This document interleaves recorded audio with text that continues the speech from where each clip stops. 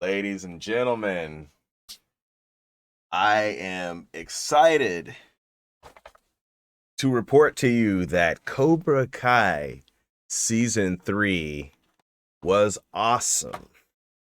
I had such a great time watching this show, ladies and gentlemen. It just took me by surprise. And you know something? I felt the same way about the first two seasons as well, too. The first season, I was like, you know what? That's not bad. That's actually make sure my wire is there. That's actually not too bad. It's actually pretty decent.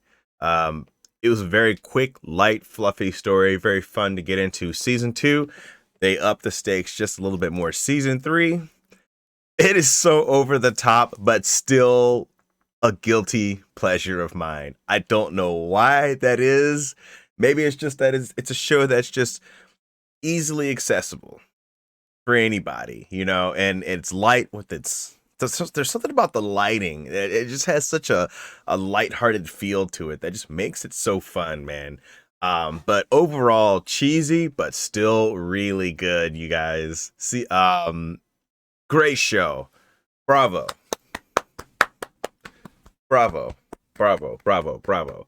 And I'm just gonna give you guys my thoughts on this real quick before I hit the gym. No, you know what? I'm calling now. I don't call it the gym anymore. I call it the dojo. Okay.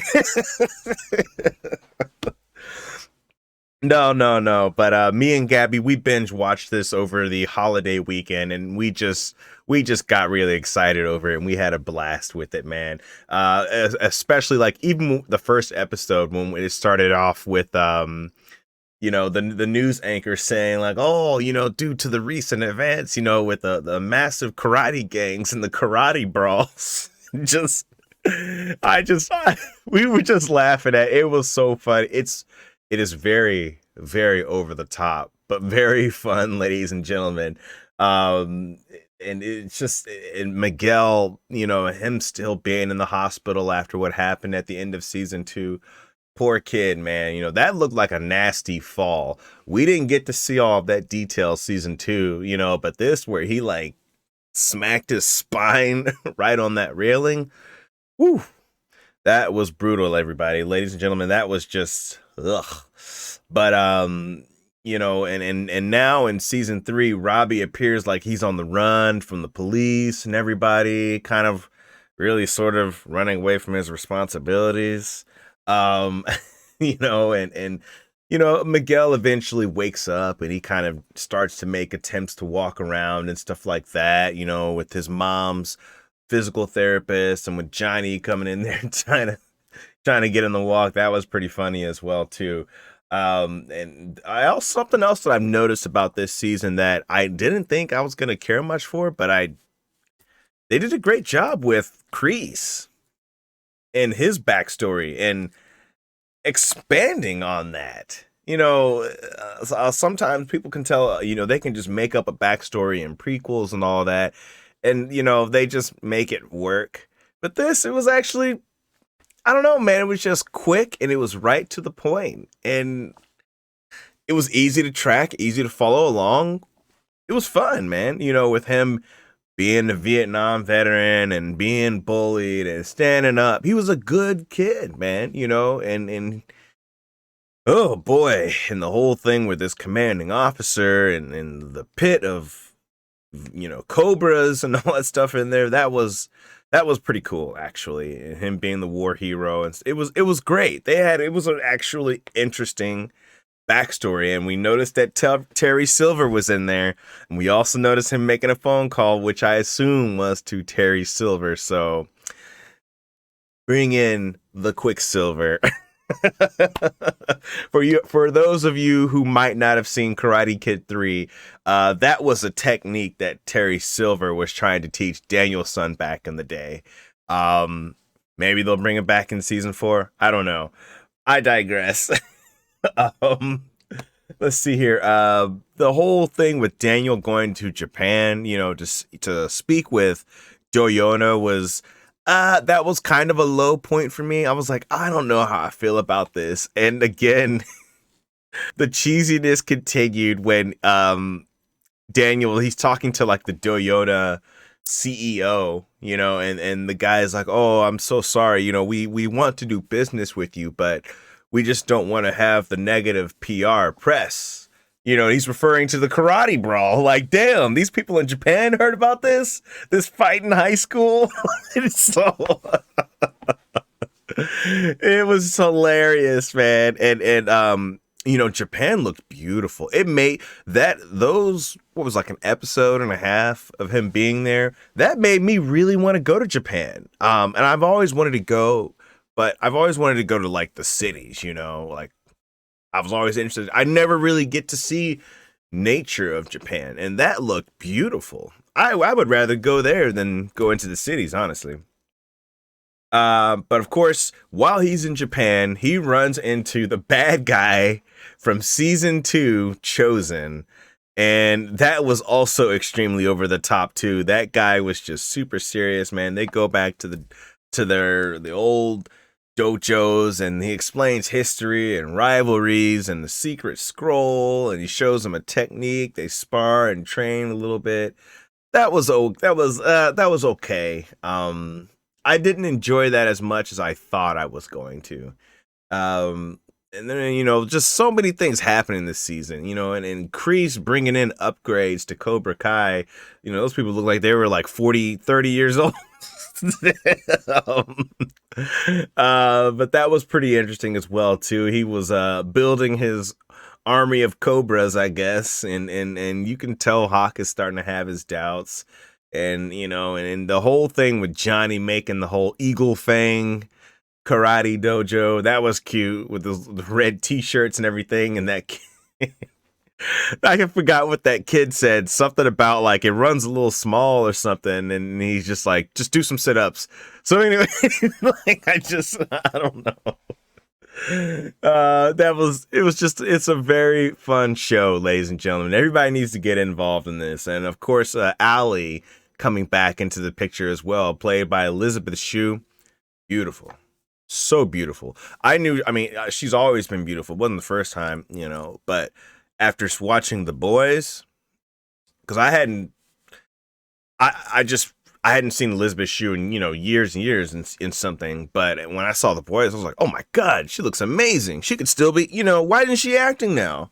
And I'm glad to see her, in this now. And I hope she gets more gigs going. I thought she did a terrific job with her appearance, her little 2-episode arc or whatever. And I thought it was just super adorable with Miguel and Johnny, talking about her, and Miguel giving Johnny advice about how, Miguel's always been great. These two exchange knowledges, Johnny teaches Miguel about, kind of how to be man up, stand up for yourself, how to fight, stuff like that. But Miguel teaches him how to be more sensitive, how to be more aware of people and their feelings, and helps him how to date. Teaches him how to date even when Johnny has to update his Facebook. And I thought that was a pretty fun little thing. I thought they should have kept the photos with him, with the graffiti in the wall. I was a little bummed when he deleted them, but I really liked the pictures that he replaced them with, like with him at the dojo and with the kids and the students and all that. I thought that was just wonderful, man. And I thought it was hilarious when he was when they were at the rock concert, and he was just like, oh yeah, I threw my phone away. And then just the way Miguel's like, you do know it's on your laptop too, right? Like, it's just like little things like that between the two of them, man, are just they're funny to me, man. And speaking of that concert, that's where we noticed Miguel was tapping his foot there, and they were taking a selfie there and everything, and he gives them a beer, and they had a great time, man. I love those two together, man. It's always just special. They didn't focus too much on the two of them together in the season 2 because they were building the stakes and bringing in more people. But season 1, I felt a little bit more of that season 1 magic of the two of them, which I love, man. It was just adorable. Sam is annoying. I never liked her as a character. I didn't like her in season 1. I didn't care much for her in season 2. I didn't care much for season 3. And I was very proud of Daniel for calling her out on her bullshit when he caught her with um Miguel, and he's like, "What is going on with you?" He's like, "1 minute this guy, 1 minute that guy, 1 minute this guy, 1 minute that guy." He's just like, "Are you just trying to create drama in your life?" That was exactly what I was thinking. Instead of him just being like, "Oh, the fatherly," which he had fatherly vibes to give her, but obviously he was like, "Hey, maybe some of this might be kind of your fault too." That was good, but aside from that, the character of Sam is just so annoying to me, man.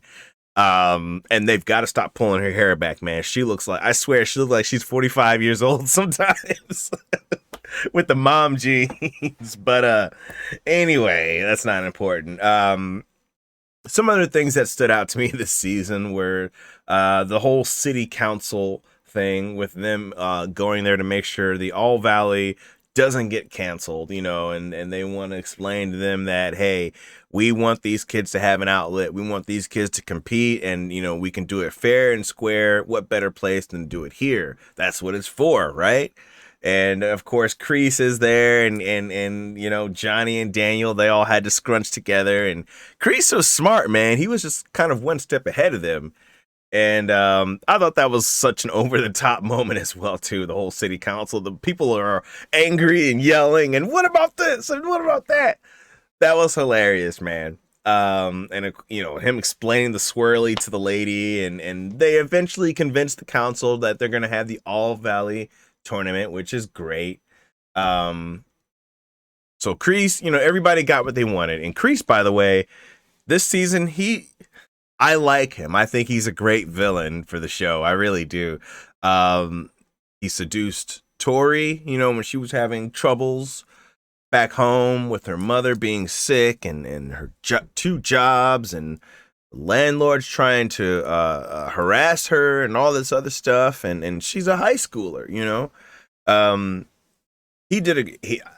know what? Kreese is good,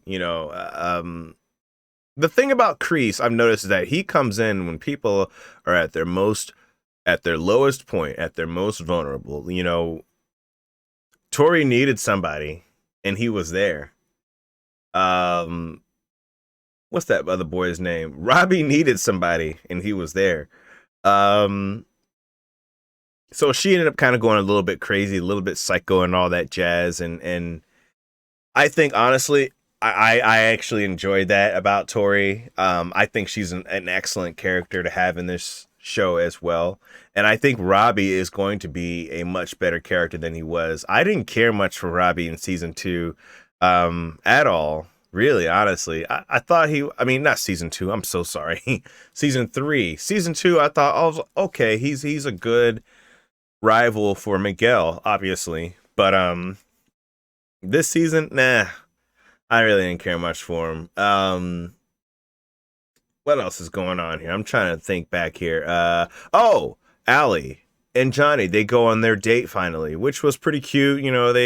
They go on like a date like they're back in high school, which was fun. And then they eventually go to the Christmas party where Daniel's there, and there's the tension between all 3 of them. And that actually ended up being a very funny and sweet moment with all 4 of them, with Daniel's wife, gosh, I'm blanking on her name, but she's very beautiful as well. That was a very good episode. And I noticed at the end too, like where Johnny was like, "Good night, LaRusso." Daniel, he called him by his first name, or "Merry Christmas," Daniel. That was really sweet.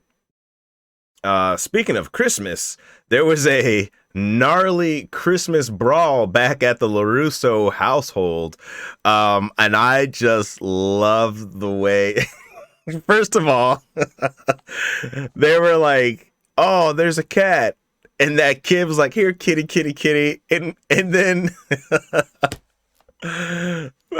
one of them is just like, "Cat?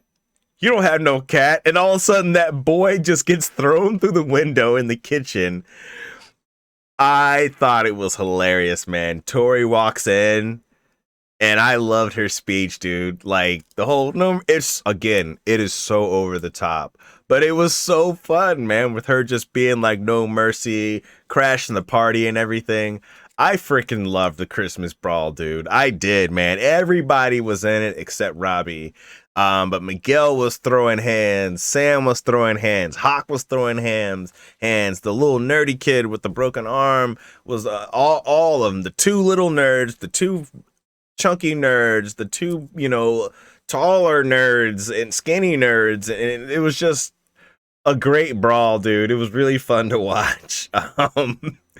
And of course, after that brawl, though, there was a fight with the elderly folks as well, where Johnny comes back to his dojo to confront Kreese, and he notices Robbie's bitch ass is there training with Kreese, and then I liked that fight with Johnny and Kreese. That was a good fight to watch, and of course, freaking Robbie kind of got in the way of it and everything. You know what this reminded me of? This reminded me exactly of when Mace Windu went to confront Palpatine on Revenge of the Sith, and he was doing his job, but then Anakin kind of gets in the way and screws it up. That's exactly what this moment reminded me of. And of course, Daniel shows up. It was pretty fun to see Daniel fighting Kreese as well. And then, they're all like, okay, we're going to see you at the tournament or whatever, and yada, yada, yada. And eventually, Cobra Kai and Miyagi-Do end up teaming up at the end. And I love the way they played that Phil Collins song, In the Air Tonight. I don't know if it was like the same. I felt like it was like a remastered, updated version of it. But great song, man. Overall, man, season 3 of Cobra Kai, surprisingly enough, for what it is, I give it a solid 9 out of 10. I know that's crazy. That's like Game of Thrones rankings right there. It took me by surprise. And the sweet thing about this show is that it's only like, what is it, like 10 episodes a season or something like that? 12 episodes a season? It just goes by so quick, man. So you're not invested too much heavily into it. You know what I'm saying? Anyways, everybody, I suggest you all go on Netflix right now and check out season 3. In the meantime, I want to thank all of you for stopping by and checking out my content that I've been releasing lately. I've been having so much fun these last few weeks learning how YouTube works, learning how Twitch works. By the way, I am on Twitch now, twitch.tv/Buffalo Soldier TJ. And I thank you, all of you. Thank you for just taking the time to enjoy my content, man. It really means a lot to me. If you are new to this channel, please feel free to hit the like button and subscribe. And please feel free to stop by my Twitch channel. In the meantime, I want to wish you all a very happy new year. Be safe and God bless.